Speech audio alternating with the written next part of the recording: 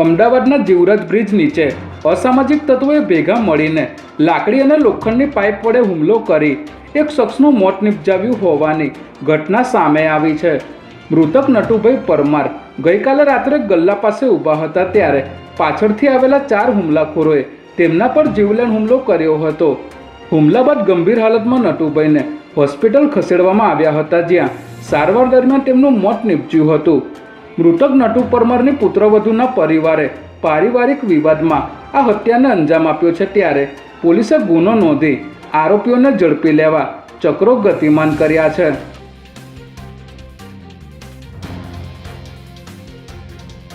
ગુજરાતમાં હથિયારો ઘુસાડવાના નેટવર્કનો ગાંધીનગરની ચિલોડા પોલીસે પર્દાફાશ કર્યો છે। ચિલોડા પોલીસ સ્ટેશનના પીઆઈ એસ.જે. ચૌહાણની ટીમ ગઈકાલે ચંદ્રાલા ગામની સીમમાં આગમન હોટલ પાસે હિંમતનગર તરફથી આવતા વાહનોનું સઘન ચેકિંગ કરી રહી હતી, ત્યારે હિંમતનગર તરફથી આવતી દિલ્હી અમદાવાદ રૂટની રવિના ટ્રાવેલ્સની બસને રોકીને સર્ચ ઓપરેશન હાથ ધરવામાં આવ્યું હતું, જેમાં પોલીસે 2 પિસ્ટલ, 1 તમંચો અને 29 જીવતા કારતૂસ સાથે રવિન્દ્રસિંહ જાટ અને યુવરાજસિંહ જાટને દબોચી લીધા હતા।